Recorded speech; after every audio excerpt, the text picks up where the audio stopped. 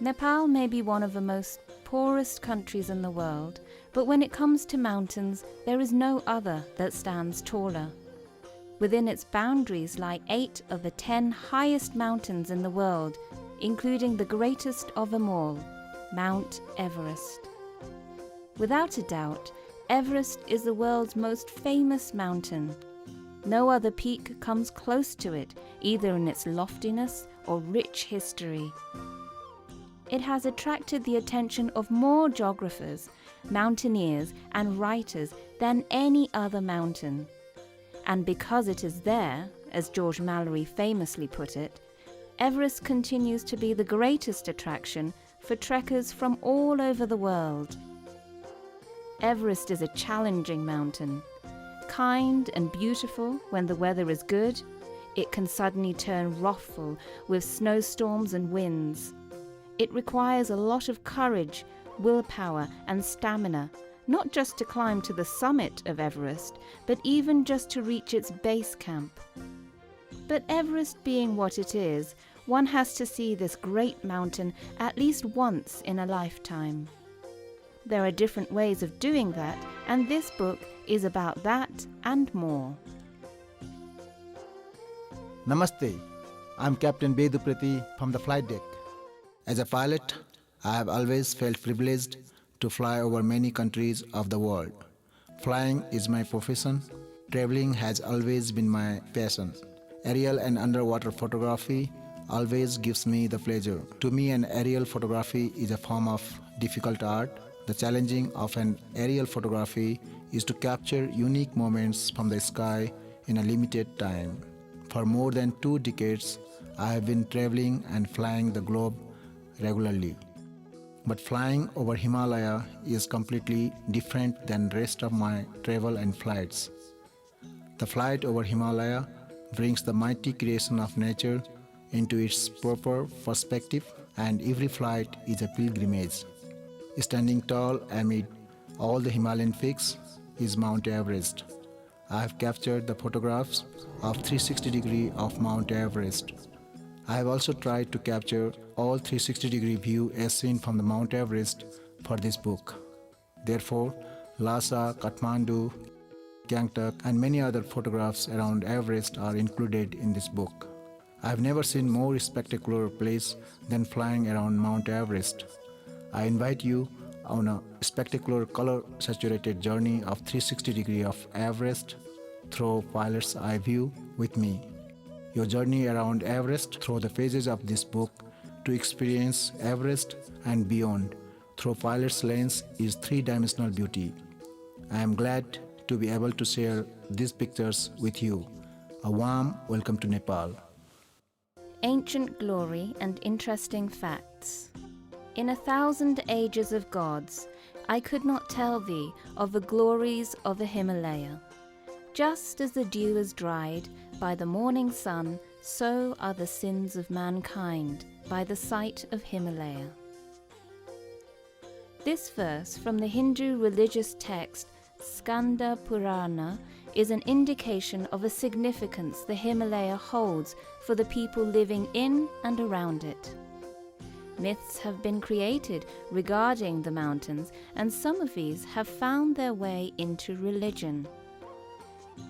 Hindus believe that Parvati, the mountain goddess, is a manifestation of goddess Durga, whose other forms are Gauri, the yellow-complexioned beauty, and Himvati, daughter of Himalaya.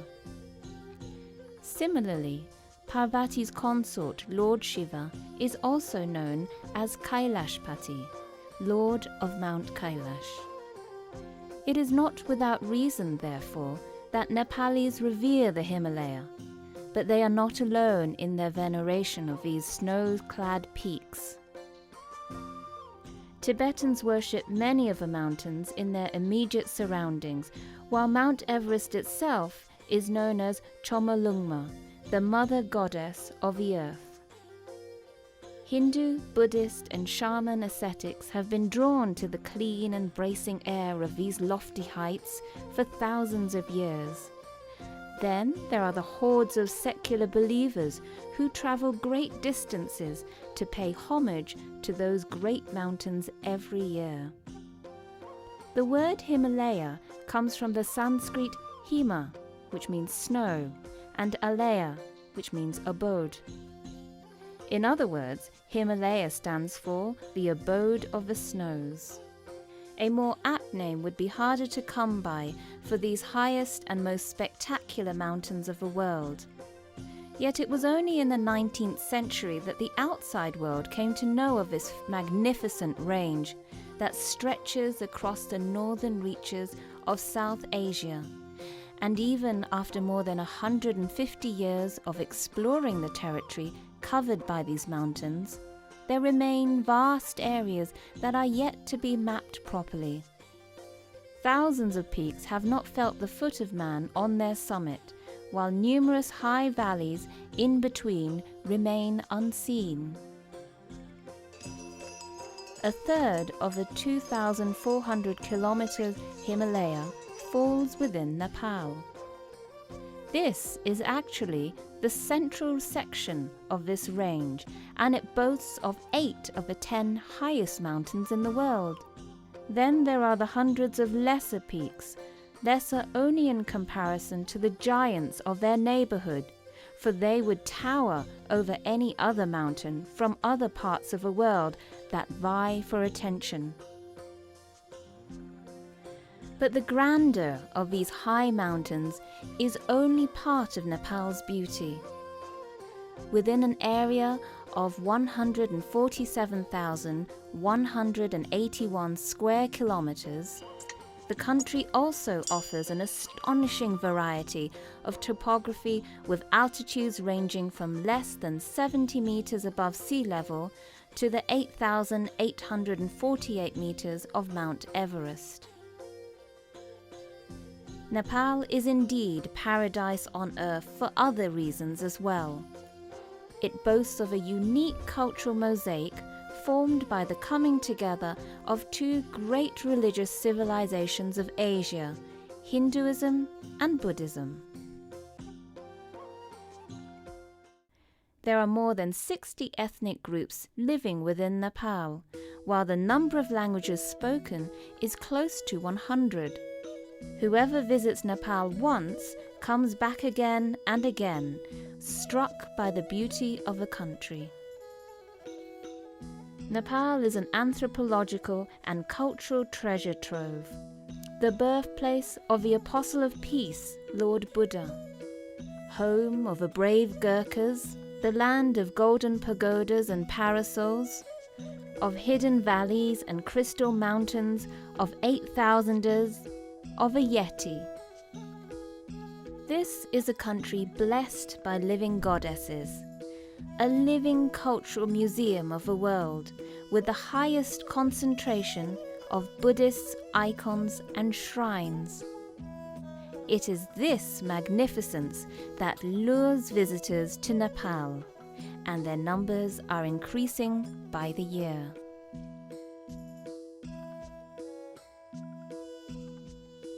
After it was discovered to be the highest mountain in the world by British surveyors, they decided to name it after Sir George Everest, Surveyor General of India in the mid-19th century. Sir George himself was not in favour of the idea, since he believed that mountains should only be known by their local names. However, since both Nepal and Tibet were out of bounds for foreigners at the time, the British were not able to ascertain if a mountain had a name or not. It was only much later that it came to be known that the people living around the mountain called it Chomolungma, the mother goddess of the earth. But by then, the mountain had become too well known as Everest, and the name has stuck. The Nepali name, Sagarmatha, forehead of the sky, was coined much later. The summit of Mount Everest stands at about 9 kilometers above sea level. It consists of pure limestone, with some greyish sandy layers and other debris, a testimony of its oceanic origins. The height of Everest.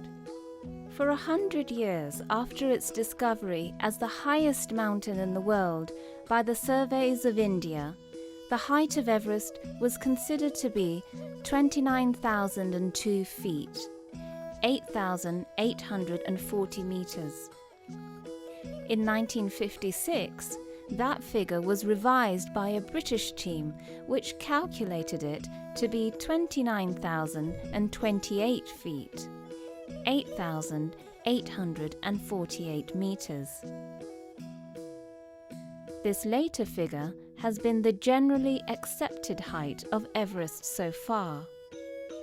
But over the years, new findings have come to light, suggesting that the final word on the matter is yet to be heard. In 1975, a Chinese climbing expedition and mapping team announced the height of Everest to be 8,848.13 meters. Almost a quarter century later, in 1999, a US team used the GPS, Global Positioning System, technology to remeasure the elevation of Everest. The team's results showed it to be 29,035 feet, 8,850 meters high. According to their findings, the GPS showed the horizontal position of Mount Everest to be moving steadily and slightly northeastwards by 6 centimeters, 2.4 inches, every year.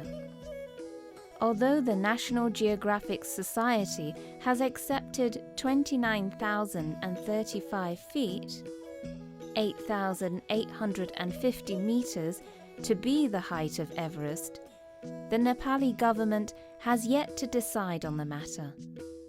But whether the height is 29,028 feet, 8,848 meters, or 29,035 feet, 8,850 meters, the quibble over a few feet does not change the fact that Mount Everest is the grandest of them all. Moreover, as the Himalaya and Everest, along with it, are still rising, pinpointing the exact height of Everest at a particular period in time seems to be a futile exercise. Mountain flight, the easiest way to see Everest. Xiangboche is the easiest place to see Mount Everest from. Located just a couple of days' walk from the nearest airport, from Xiangboche you can see the Everest summit peeping from above the blanket southern face of Nuptse, attesting to its undisputed place among the highest mountains in the world. If you want to see it from closer still, you have to walk further. The places to choose between are Kalapatar and Gokyo, each with its own flavour of Everest, as well as of a serene assembly of high peaks around it. The trek is exhilarating and the views unforgettable, but alas, not if you're out of time.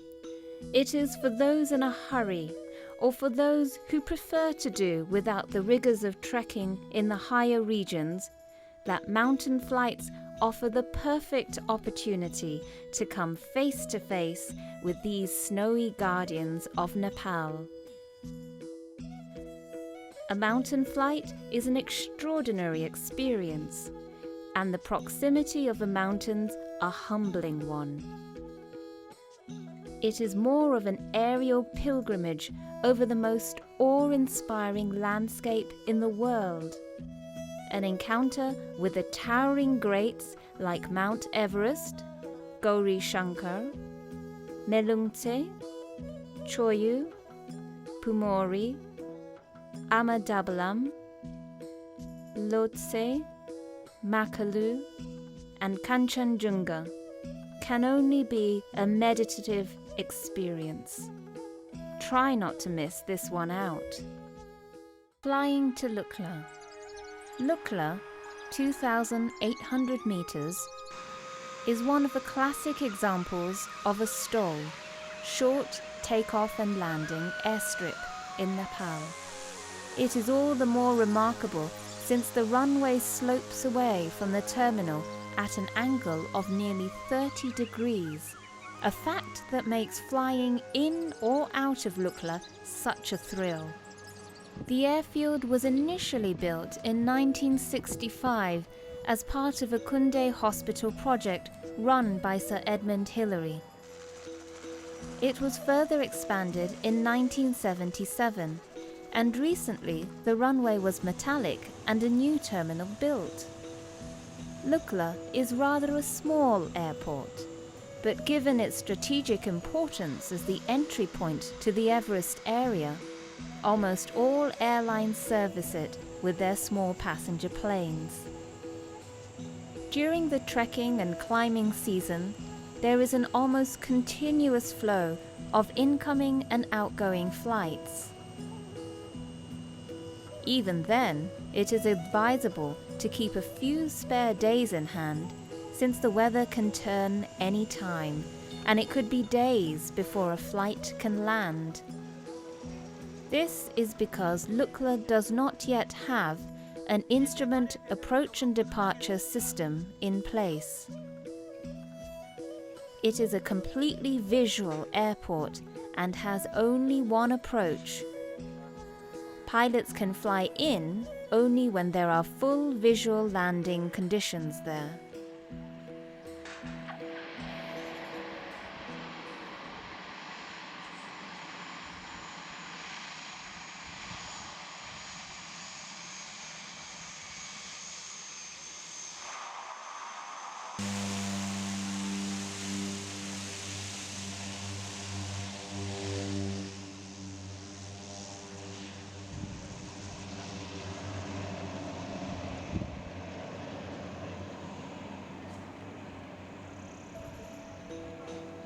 Climbing any mountain is very difficult and risky. One can well imagine how difficult and risky it is to climb Everest. This is the reason between 1924 to 2010, more than 200 people have died on Everest. The death toll, however, has not stopped people from climbing Everest, and the number of total Everest ascents is around 5,000, but the total numbers of summiteers is approximately only 4,000, because many climbers have climbed Everest more than once. More than 100 climbers, especially Sherpas, have climbed without bottled oxygen so far. Every year, new records are set on Mount Everest. Even a cancer survivor from the USA, Sean Swarner, climbed Everest successfully. Many new records will certainly be set in the coming years. All the records set so far will be broken in a few years' time because of new techniques, good clothing, better equipment, and a good forecast of weather. Every year, an average of 300 to 500 summiteers reach the top of Mount Everest successfully.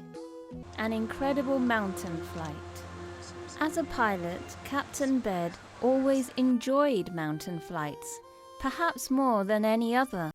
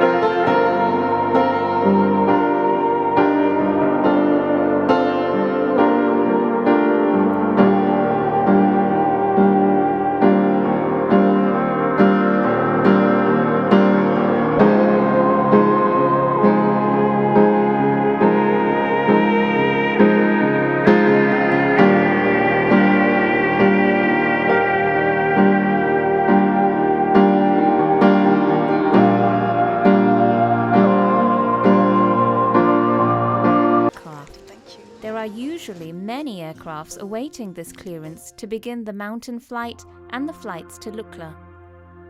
When it is our turn to start, we proceed towards the runway, and on clearance from the tower, we are ready for takeoff.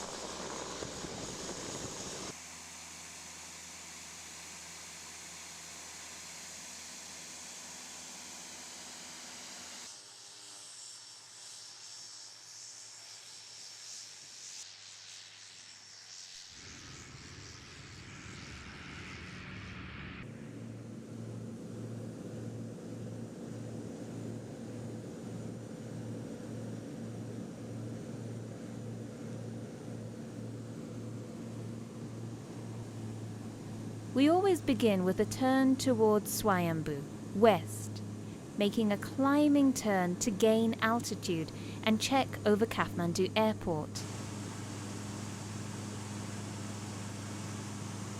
At this point, we are already over 10,500 feet and heading at the course of a 100 degree. Now, the beautiful mountains on the north fascinate all the tourists on board. Mount Langtang, Lirung, Dorje-lakpa, Phurbi-Gyatchu are clearly visible from the left windows. All these mountains are also clearly visible from Kathmandu Valley.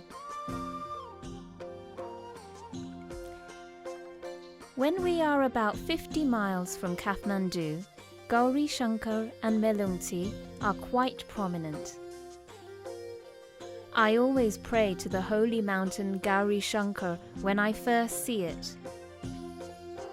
The supreme god of Hindus, Shankar, and his wife, goddess Gauri, are believed to dwell atop this mountain. The Buddhist god, Tashi Cheringma, is also supposed to live on one of the peaks of a mountain Gauri Shankar.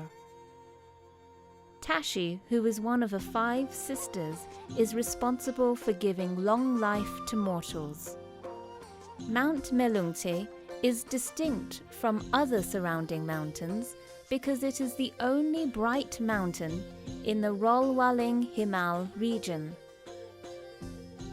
According to Sherpas, Melungtse means the fire wind peak. Old Sherpas say that a long time ago, a volcanic eruption gave the mountain its present shape. At about 70 miles from Kathmandu, we can see Chugimago, Choyu, Karyolong, and Numbur. All these mountains have interesting stories.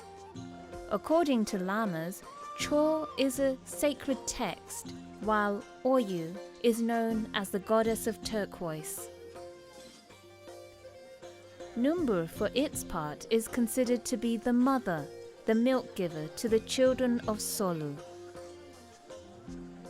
According to Sherpas, Numbur means breast, therefore the mountain's name. Further ahead of Choyu, the black pyramid-shaped mountain to the east is the mother goddess Sagarmatha. The nearer we get, the more prominent Sagarmatha looks, clear and huge. Passengers come on board to the cockpit one by one to experience this extraordinary view. And this is a moment that all of them have taken this flight for. A moment that takes away all human worries, so they can revel in the majesty and the beauty of the Himalayas.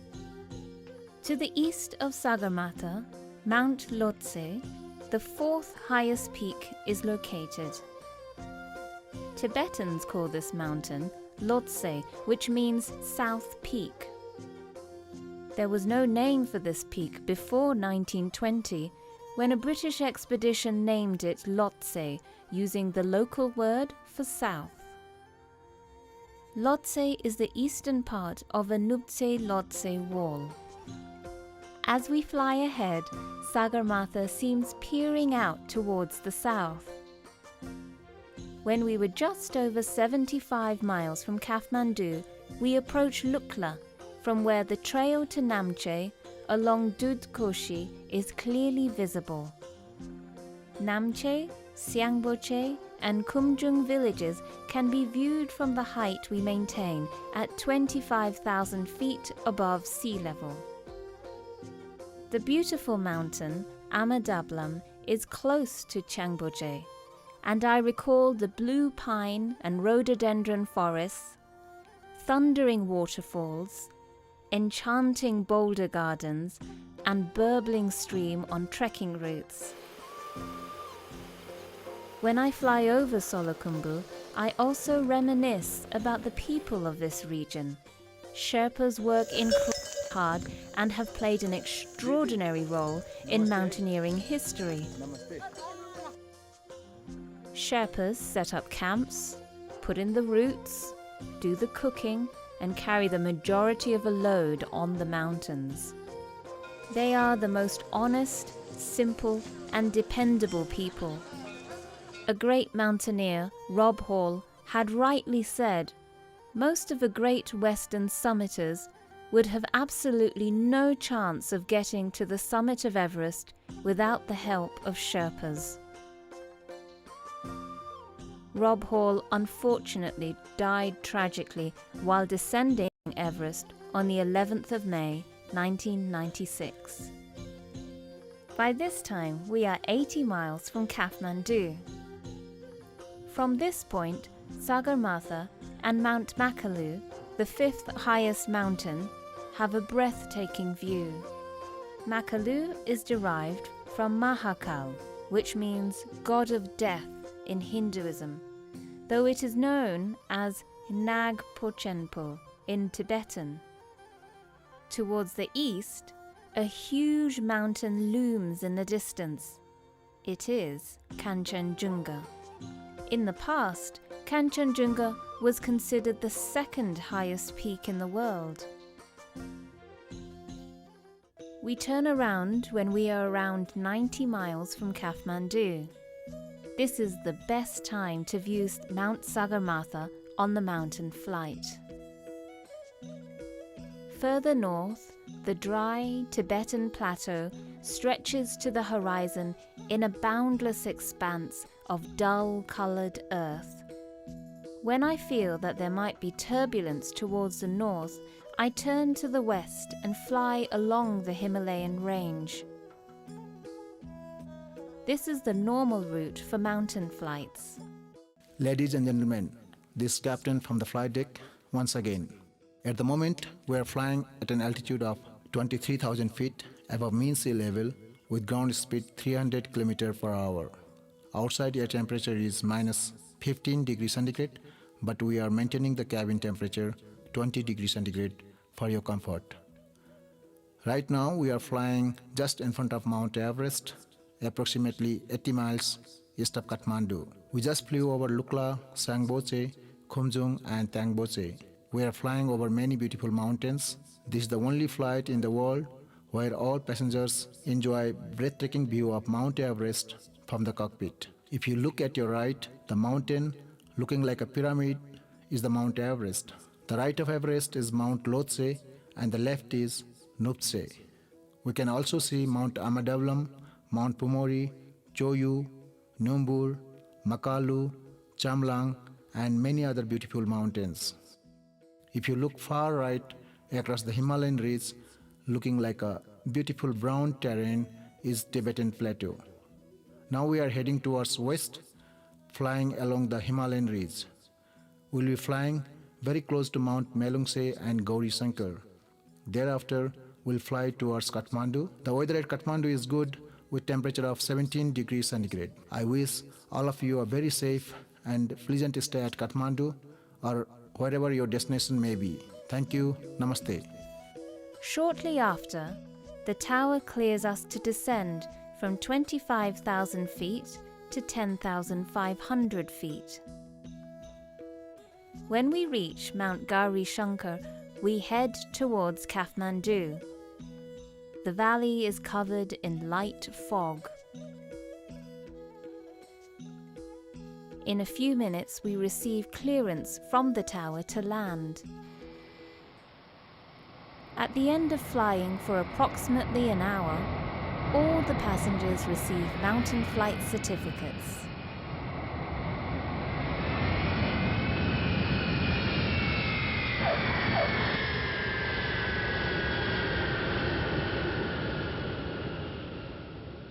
We should understand Sagarmatha because she is a challenging mountain, kind and beautiful when the weather is good, but wrathful amidst snowstorms and winds.